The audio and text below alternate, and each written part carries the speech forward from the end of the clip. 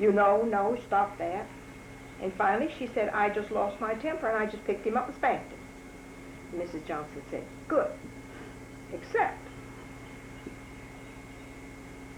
that you created a situation where you needed to spank him. But your mistake was that you shouldn't have repeated the no, no, no, maybe with a little one, twice. With the little ones, what you do is divert their attention to something else. You didn't fight. No, I didn't think of that. And you, I'm sure, those that are listening to this, are very familiar with how easy it is to divert the attention of a child that's doing something that is objectionable. But also, Mrs. Johnson used to say to us, remember,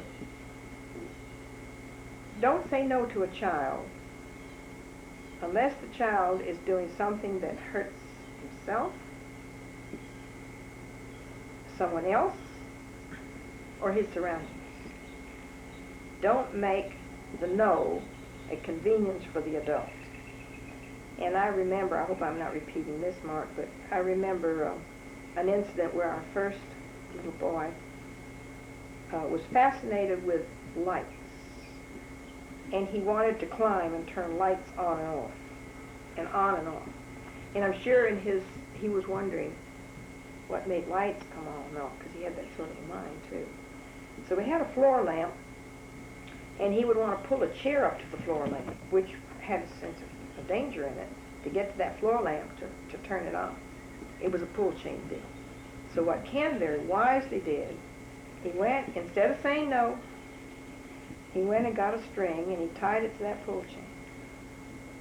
And little Kenny sat on that floor and he pulled that light off. He pulled that light off. He did it and he did it. He did it all day long. And I said, Ken? And he said, leave him alone. Finally, whatever happened in his little mind, he was through. And I said, do you think he'll do it again tomorrow? And Kenny said, I doubt if he'll ever do it again. He's satisfied. Then another thing I watched with great interest, we had a telephone pole in the front, and the little fellow was like his daddy, loved tools, and tools he was allowed to handle tools, even big tools. And one day he got a coping saw, and he went out to that telephone pole. Now he couldn't have been more than 2. Saw that telephone pole down. And again, I said, unwise, I said, you think we should stop him? And Kenny said, no. When he comes to the bar on that saw, it'll be interesting to see what he does. And that little fellow worked at that telephone pole every day. As soon as his breakfast was down, he headed for that telephone pole. And he picked up that saw and he saw it. And he saw it. Sure enough, he finally came to the bar. He looked at it, shook his head. If he had realized it was interesting to me then too, because I thought, well, now maybe he'll go around all sides of it. He might saw the telephone pole down, but he didn't. He gave up. Now I guess that shows us too what we can come to into our maturity to think something through. Back to the discipline versus authority. I got a reputation for being able to handle difficult adolescent boys. So my studio began to be pretty heavy with boys from all over Baldwin County that the parents were having trouble with. So I challenged that. I was very happy to have it. And that meant they were going to be in the group with all of these children, which could have been difficult. I'm so glad I did it because I feel assured now that teachers who really understand children would be able to handle what we call the hyperactive, the difficult child, because so often those are our future leaders and we don't recognize it. And instead they think the quiet, passive child is the good child. And so what I would say to myself when we would gather, remember, you don't fool children, and you don't. You must be sincere with children. A child can detect your insincerity quicker than any adult. But what is important, you've got to really love them. and let them know. And I did love each and every child. And I would strive to understand each child. And then when we get that sense across to them, and they know you care, that opens a line of communication. And I think that's what's so sad about us today. In our parenting, we don't take time for that, and we lose them, and then they're lost children. I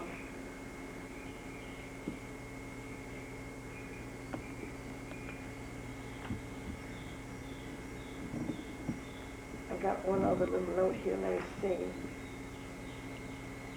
Well, I want to talk a little bit about Marietta Johnson and her,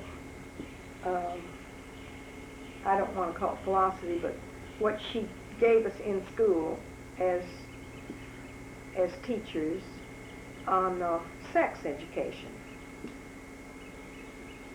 And what we realized were her requirements on campus. I like to call it the school family. And I think one reason her demonstration of her philosophy went on so smoothly, in a sense, because she was, I like to think of the term in the right sense of being a very moral group. And that could go on and on, what is moral and what is immoral. But I remember, and at the time it happened, I didn't know why, because it wasn't teacher's training, I was in high school.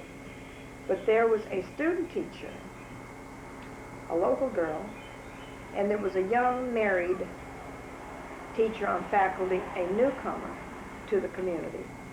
And come Christmas holidays, and they were both off campus. And then, of course, the rumor got around that they were having an affair. Now, when this happened within our school circle, they were removed. Then there was an instance where in high school, there was a girl during my high school years, a little younger than I, and we all recognized that this girl, she was a very loving, outgoing, physically unattractive girl. And we all realized that she had a problem. And the boys kept flocking around her like bees to honey. And we were wise enough to know what it was all about. Well, several years after high school, this young man was one of the group that was hanging around her a lot. He said, I want to tell you a story. I don't mean to offend you, but he said, you know what this girl was. And I said, yes. And he said, let me tell you what Marietta Johnson did. She knew, and how she knew, I don't know, but she knew the group of boys, the very ones that were using this girl. And she had us come to her, and he said, I wish I could tell you what she said to us and how she said it. It was perfectly wonderful. And in a sense, she made us feel it was our responsibility to help this girl and not use her, and what the problem was with the girl. And he said, from that day, I don't know one of those boys that didn't show respect for that girl.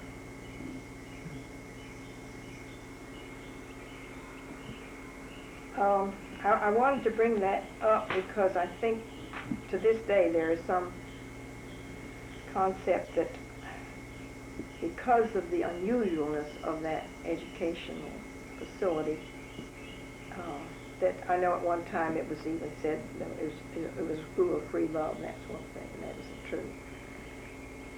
And even on religion, we had our poem, and the little school poem is a simple little thing, but we said it every day in assembly. Give us thy harmony, O Lord, that we may understand the beauty of the sky, the rhythm of the soft Christmas lullaby, the sun, the shadow of the wood in spring, and thy great love that dwells in everything. Marietta Johnson wasn't a churchgoer, but she was, I think she was reared in the Christian church back in St. Paul. But she was a woman of deep spiritual depth, and certainly believed in God.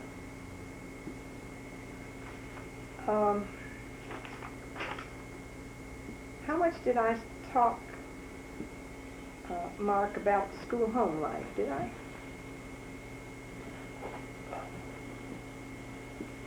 Very little. Very little. Well, let me just tell you a little bit about school home life.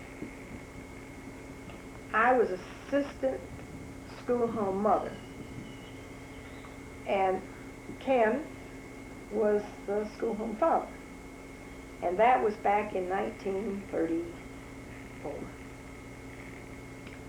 and 35. And the school home was a wonderful thing. It was 2 stories, the big east porch, and as you entered, you went into a huge room. It must have been, 50 by 60 maybe, which was a combination dining room, social room, library room, piano, big fireplace on the north, and just off the east, extending onto the front porch, was Mrs. Johnson's little public office, where her niece, Esther Frederick, and she worked through the day.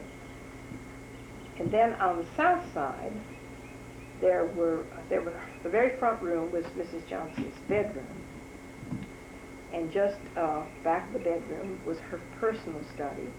Then there was a bathroom, full bath, and back of that was the school home mother's room. And then there was a big kitchen. And our meals were simple but absolutely delicious. And then up the stairs, there was a long hallway, and on the north side, the boys were housed, rather small rooms, simply furnished, desk, a couple of chairs, and 2 boys to a room. And year-round, they slept on the sleeping porch. They could come and sleep in the room if they wanted to, but they chose to sleep on the porch. On the north side, very cold.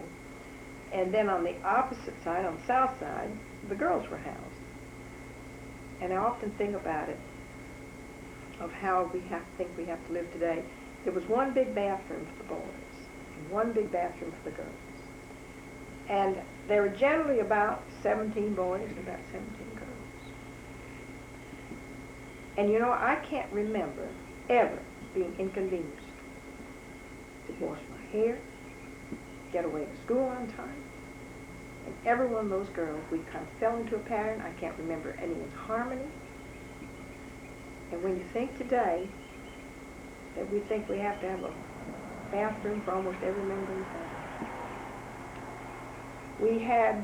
we were expected to be very punctual for meals, and we were. And it was interesting to think how the food was handled. When a newcomer came from the boarding department now, and generally, so often they came from homes where they had been indulged or unfortunately rejected for one reason or another, spoiled, wealthy. They had a lot of food dislikes.